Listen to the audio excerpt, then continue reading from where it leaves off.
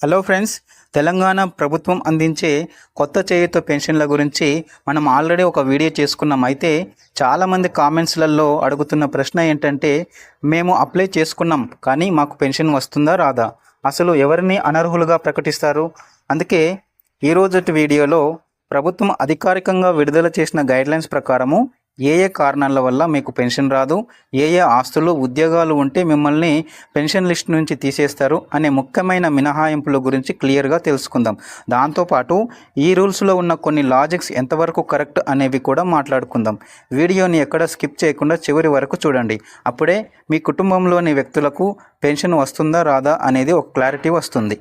ఇక ప్రభుత్వం ఇచ్చిన అఫీషియల్ గైడ్లైన్స్ ప్రకారం ఆ రూల్స్ ఏంటో ఇప్పుడు ఒక్కొక్కటిగా చూద్దాం. ఫస్ట్ రూల్, భూమి పరిమితి. మీ యొక్క కుటుంబానికి 3 ఎకరాల కంటే ఎక్కువ మాగాని లేదా 7.5 ఎకరాల కంటే ఎక్కువ మెట్ట భూమి ఉంటే పెన్షన్ రాదు. ఇక్కడ మాగాని అంటే బావులు, బోర్లు లేదా కాల్వల కింద నీటి వసతి ఉండి వరి లాంటి పంటలు పండించే భూమి. ఇక మెట్ట భూమి అంటే ఎలాంటి నీటి వసతి లేకుండా కేవలం వర్షం మీద ఆధారపడి పత్తి, జొన్నలు పండించే పొలం. నీటి వసతి ఉన్న భూమి 3 ఎకరాలు, వర్షాధార భూమి 7.5 ఎకరాల కంటే ఎక్కువగా ఉంటే మీకు పెన్షన్ రాదు. ఇక రెండవ పాయింట్ చూసుకుంటే పిల్లల యొక్క ఉద్యోగాలు. ఎవరి ఇంట్లో అయితే పిల్లలు ప్రభుత్వ లేదా ప్రైవేటు ఉద్యోగాలు చేస్తున్నారో ఆ కుటుంబాలు చేయూత పెన్షన్లకు అనర్హులు. అయితే ఇందులో కేవలం అవుట్సోర్సింగ్ లేదా కాంట్రాక్ట్ బేసిస్ మీద ఉద్యోగాలు చేసే పిల్లలు ఉన్నా కూడా ఆ కుటుంబానికి పెన్షన్ రాదని ప్రభుత్వం స్పష్టంగా పేర్కొంది. అయితే మరి అవుట్సోర్సింగ్ కాంట్రాక్ట్ ఉద్యోగస్తుల జీతాలు చాలా తక్కువ ఉంటాయి. వారికి ఎలాంటి జాబ్ సెక్యూరిటీ కూడా ఉండదు. ఎప్పుడు ఉంటుందో తెలియదు, ఎప్పుడు ఊడుతుందో తెలియదు. అలాంటిది వారిని కూడా ప్రభుత్వ ఉద్యోగులతో సమానంగా చూసి వాళ్ళ ఇంట్లో ఉన్న ముసలి వాళ్లకు కానీ, విడోలకు కానీ, చేనేత కార్మికులకు కానీ, ఒంటరి మహిళలకు కానీ, కల్లుగీత కార్మికులకు కానీ ఇచ్చే పెన్షన్లను కూడా కట్ చేయడం ఎంతవరకు సమంజసం, ఎంతవరకు న్యాయమో మీ యొక్క అభిప్రాయాన్ని కింద కామెంట్ సెక్షన్లో తప్పకుండా షేర్ చేయండి ఫ్రెండ్స్. ఇక మూడవ రూల్ చూసుకుంటే సొంత వాహనాలు. ఇంట్లో ఎవరికైనా 4 చక్రాల వాహనాలు అంటే కార్లు లేదా భారీ వాహనాలు ఉంటే పెన్షన్ రాదు. అయితే ఇక్కడ పెద్ద సమస్య వస్తుంది. వ్యవసాయం కోసం కొనుక్కునే ట్రాక్టర్లు కూడా హెవీ వెహికల్స్ కిందకే వస్తాయా? ఎందుకంటే చాలామంది రైతులు అప్పులు చేసి బ్యాంకు లోన్ల ద్వారా ట్రాక్టర్లు కొనుక్కుంటారు.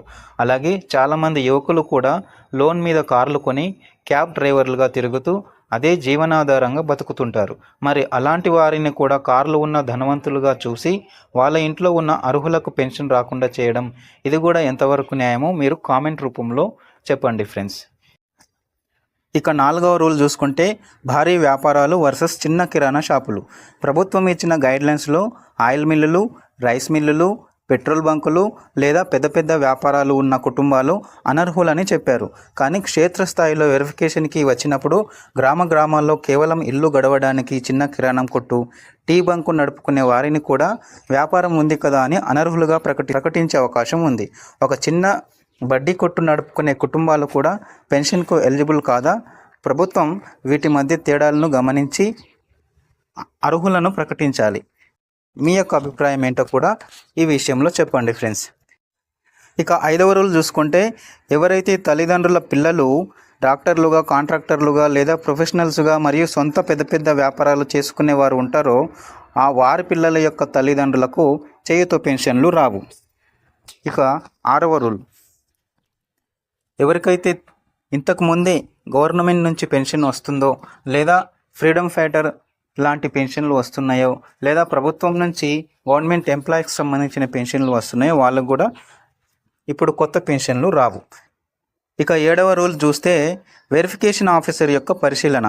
అంటే ఒకవేళ పైవన్నీ కరెక్ట్గా ఉన్నా వెరిఫికేషన్ చేయడానికి వచ్చే ఆఫీసరు మీ యొక్క జీవన విధానం అంటే లైఫ్ స్టైల్, మీ వృత్తి మరియు మీకున్న ఆస్తులను బట్టి మీరు పెన్షన్కు అనర్హులని భావిస్తే రిజెక్ట్ చేసే అధికారం వారికి ఉంటుంది.